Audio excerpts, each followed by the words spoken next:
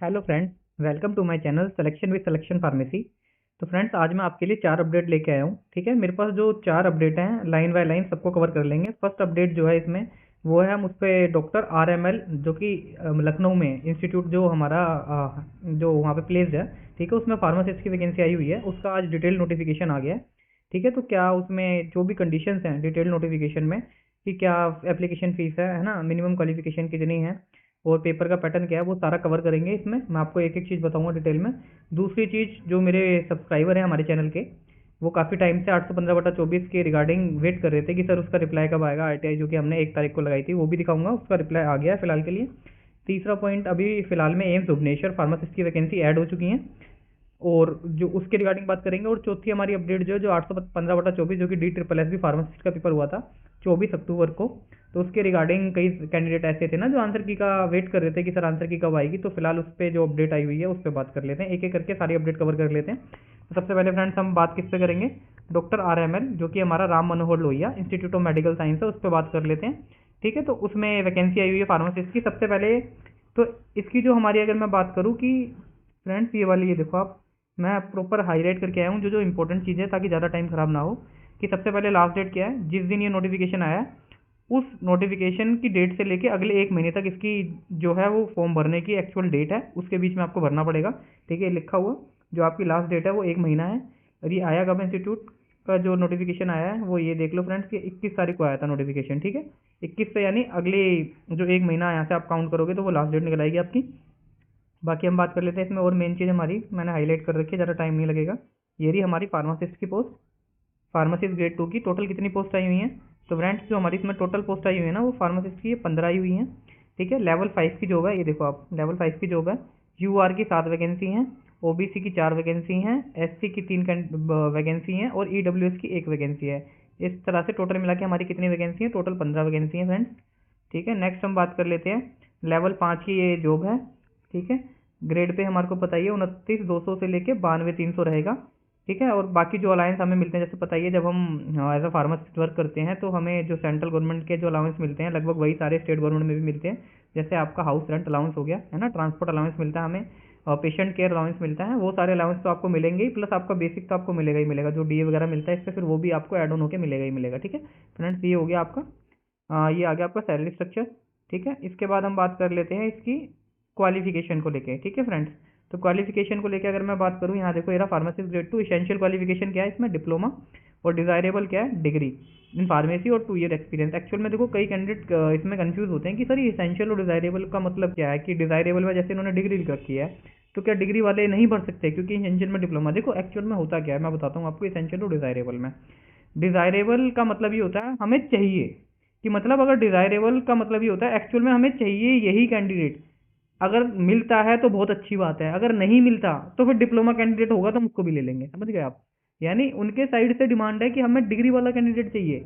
अगर मिल जाता है तो बहुत अच्छी बात है, अगर नहीं मिलता तो डिप्लोमा भी चल जाएगा। एक्चुअल का मतलब ये होता है। इसेंशियल का मतलब ये है कि आपके पास एटलीस्ट डिप्लोमा तो होना ही चाहिए। ठीक है, तो क्या डिज़ायरेबल में जो डिग्री वाले कैंडिडेट हैं क्या ये एलिजिबल नहीं होंगे, बिल्कुल होंगे एलिजिबल।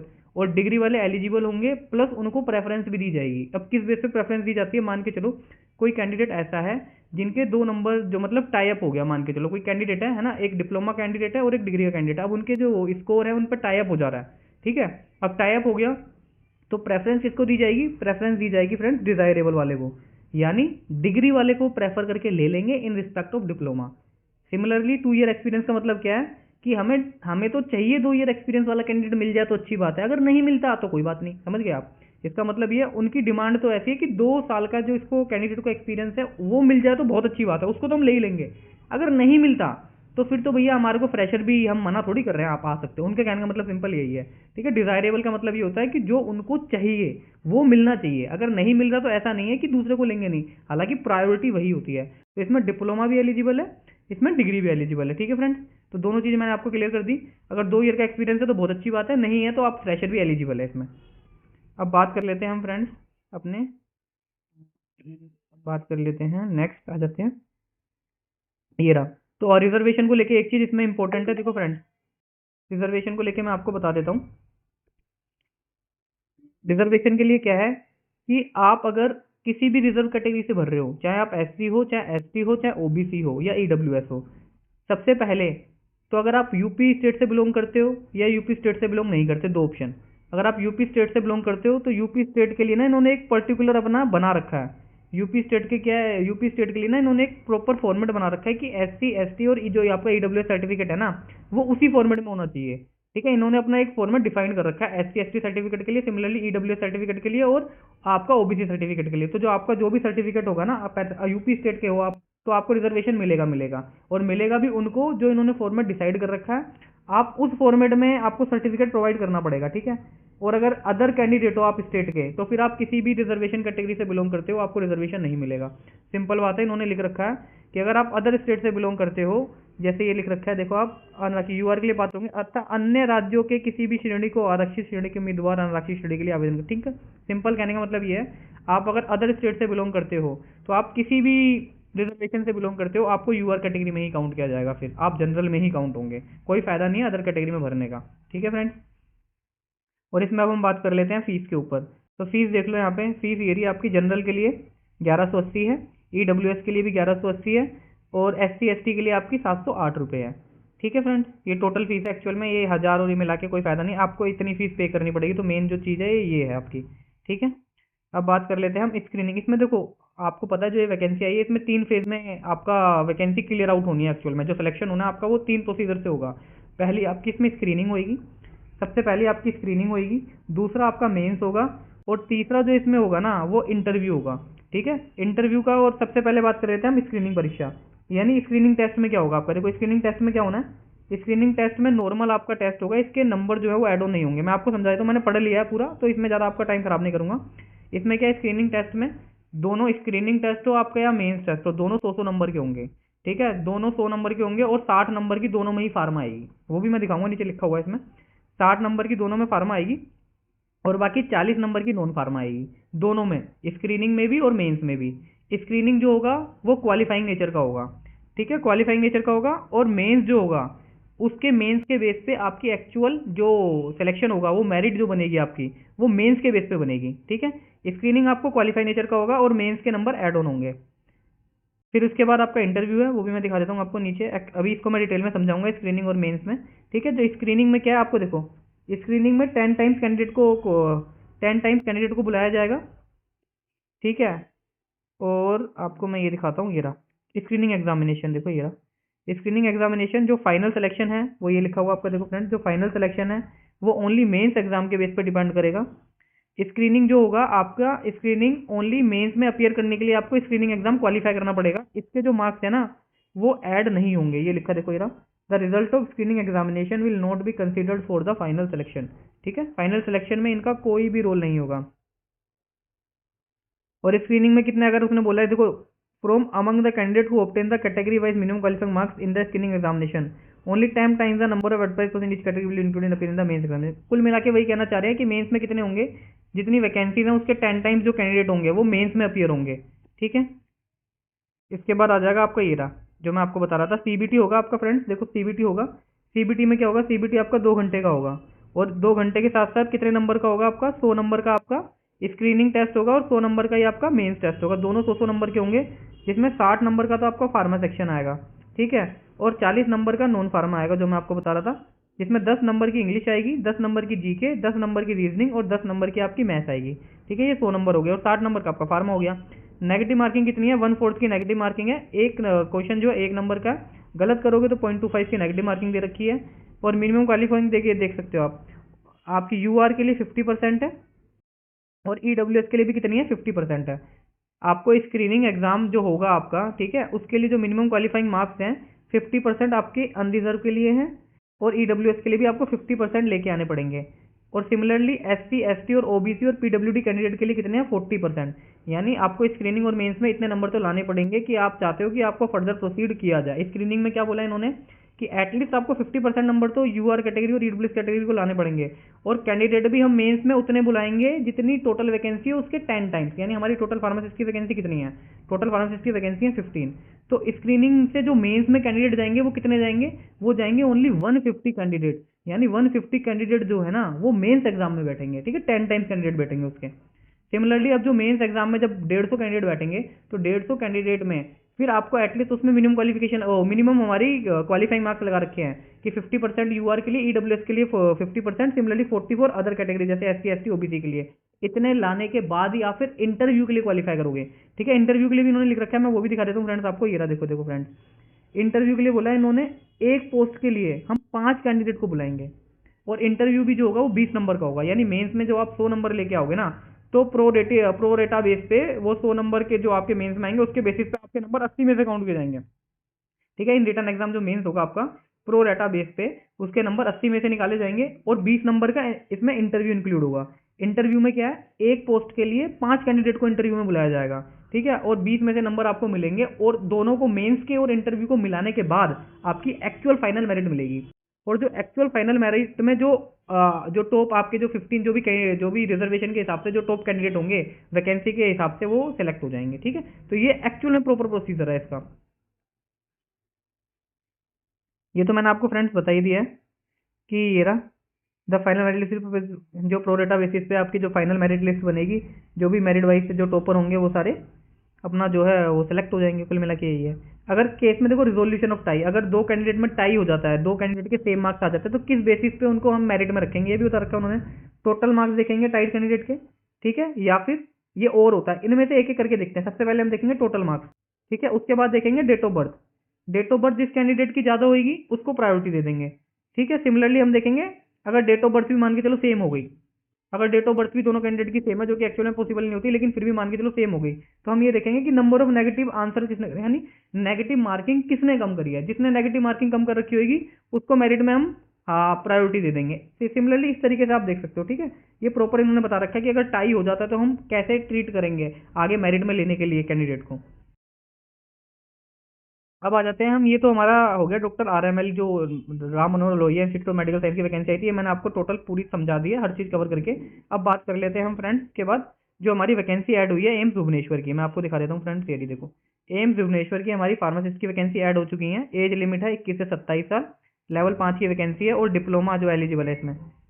देखो, इसमें वो डिजायरेबल नहीं लिख रखा, अगर डिजायरेबल लिखा होता ना इसमें तो इसमें डिग्री भी एलिजिबल हो जाती, लेकिन इन्होंने क्या कर रखा है, ओनली इसेंशियल दे रखा है। और इसेंशियल के साथ में क्या बता रखा है, डिप्लोमा। तो यानी इसमें डिप्लोमा कैंडिडेट एलिजिबल है फिलहाल के लिए, जो इन्होंने लिखा। डिजायरेबल में जैसे अगर ये लिख देते ना डिग्री, तो फिर तो डिग्री को प्रायोरिटी मिलती सबसे पहले, कि दो कैंडिडेट होते हैं सेम मार्क्स के होते तो डिग्री को प्रायोरिटी देते, लेकिन इसमें ऐसा नहीं लिखा, तो इसमें ओनली डिप्लोमा एलिजिबल है।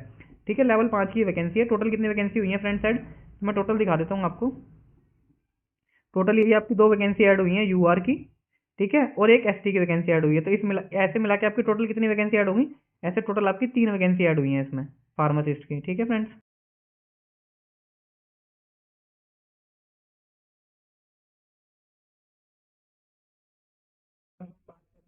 आरटीआई के ऊपर, ये जो आरटीआई जो मैंने आपको लगाई थी मैं वो दिखा देता हूँ आपको फ्रेंड्स। ये देखो, ये जो मैंने आरटीआई लगाई थी, ये लगाई थी 1 तारीख को। ये देखो फ्रेंड्स, 1 तारीख को आरटीआई लगाई थी। इसका रिप्लाई देखो कब आया, मतलब 15 दिन के अंदर रिप्लाई करना होता है आरटीआई का हमें, और इन्होंने रिप्लाई क्या करा है 21 तारीख को।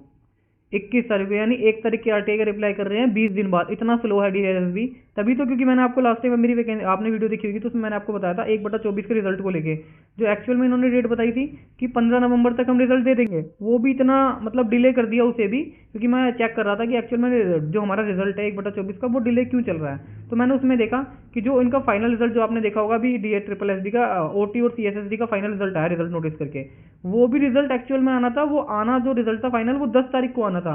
वो 10 तारीख का जो रिजल्ट है इन्होंने दिया 20 तारीख को, यानी 10 दिन डिले कर दिया। और जैसे हमारा जो ये फार्मासिस्ट का जो 1/24 का रिजल्ट आना था एक्चुअल में वो 15 तारीख तक आ जाना चाहिए था ई डोजियर के लिए। ठीक है, लेकिन 15 तारीख तक तो वो नहीं आया। तो मैंने क्या देखा कि यार जैसे हमारी आंसर की होती है, आंसर की भी हमारी क्या है जनरली जो डी ट्रिपल एस भी होता है वो 10 दिन में दे देता है। इस बार आंसर की भी इन्होंने इतना डिला कर दिया। फिर मैंने आरटीआई देखा तो आरटीआई भी इन्होंने जो 15 दिन में देनी थी उसका रिप्लाई 20 दिन में किया। तो हर चीज डी ट्रिपल एस भी अपने साइड से डिले कर रहा है। इसलिए हमारा जो 1/24 है ना, 1/24 का जो रिजल्ट जो 15 तारीख तक आना था वो भी डी ट्रिपल एस ने डिले कर रखा है, क्योंकि जो 10 तारीख का जो फाइनल रिजल्ट नोटिस आना था वो रिजल्ट जो आया वो 20 तारीख को आया है, यानी मोटा मोटा 10 दिन डिले होके आया है। तो कहीं ना कहीं मुझे ऐसा लगता है, देखो मैं श्योर नहीं हूँ लेकिन मैं फिर भी बता रहा हूँ आपको, कि जो हमारा जो रिजल्ट एक्चुअल में 1/24 का जो 15 तारीख को आना था ना, वो भी कहीं ना कहीं 10 से 15 दिन जो डी ट्रिपल एस बी ने उसे डिले कर दिया है। तो मोटा मोटा जो मैं मुझे लगता है ऐसा कि 30 तारीख तक, 30 नवंबर तक उसका रिजल्ट आ जाना चाहिए, क्योंकि हर चीज डी ट्रिपल एस बी ने डिले कर रखी है। देखो 15 दिन में आरटी का रिप्लाई करना चाहिए, 21 तारीख को रिप्लाई कर रहा है, और रिप्लाई भी देखो क्या कर रहा है, ये कह रहे हैं इन्फॉर्मेशन इज नॉट अवेलेबल। बताओ, मैंने ये लगाया था, आपको पता ही है फ्रेंड्स, जब मैंने आरटीआई लगाई थी DSSB की 815/24 की, मैंने ये लगाई थी कि कितने कैंडिडेट हैं जिन्होंने पेपर को दिया है। पहले तो मैंने एक आरटीआई लगाई थी, हम जो मैंने आपको दिखाई थी कि कितने कैंडिडेट 815/24 में फिल किया था कैटेगरी वाइज, वो मैंने आपको दिखाई थी, वो दिखा देता हूँ। अगर आप कोई नया कैंडिडेट ऐसा है जिसने नहीं देखी तो वो देख सकते हो। ये रहा, देखो फ्रेंड्स, 815/24 में कितने कैंडिडेट हमारे जो हैं जिन्होंने फॉर्म को फिल किया था, तो टोटल 11,875 कैंडिडेट ने फिल किया था, जिसमें यूआर के कैंडिडेट थे 6960, ओबीसी के कैंडिडेट थे आपके 2181, एससी कैंडिडेट थे 2133 और एसटी कैंडिडेट थे 226 और ईडब्ल्यूएस कैंडिडेट थे 375। टोटल ऐसे मिला के 11,875 कैंडिडेट ने फिल किया था फॉर्म को। ठीक है, उसके बाद मैंने क्या आरटीआई लगाई थी, मैंने लगाई थी ये बताओ कि अब कितने कैंडिडेट अपीयर हुए थे एग्जाम देने के लिए।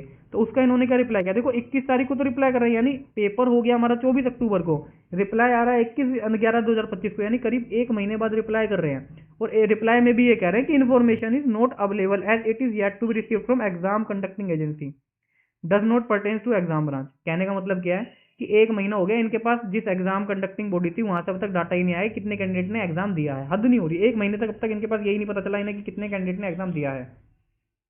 तो मतलब इतना स्लो तो कोई नहीं होता, मैंने देखा नहीं है कि 21 तारीख को तुम रिप्लाई कर रहे हो, उसमें भी रिप्लाई कर रहे हो कि अभी तक हमारे पास डाटा ही नहीं आया कितने कैंडिडेट ने एग्जाम दिया है। ये तो हद ही हो रही है, बिल्कुल ही हद हो रही है।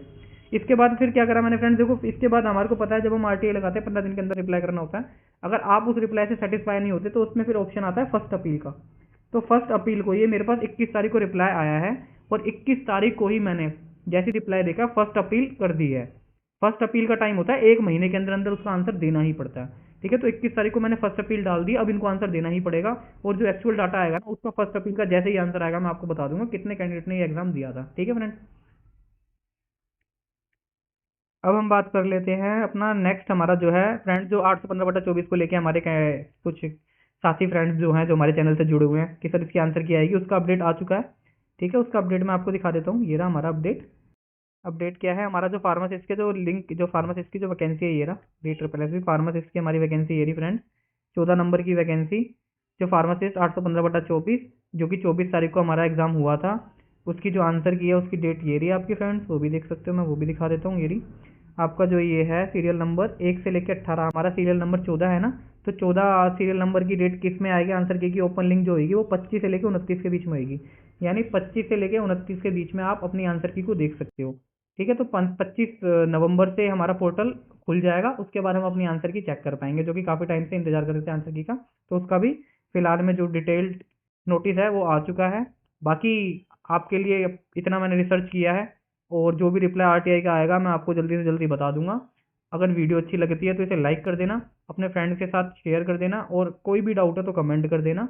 बाकी चैनल को सब्सक्राइब कर लो अगर नए सब्सक्राइबर हो तो, क्योंकि पता है आपको इस चैनल पे मैं कोई भी ऐसी न्यूज़ होती है फार्मा से रिलेटेड जो इंपॉर्टेंट लगती है उसको जरूर कवर करता हूँ।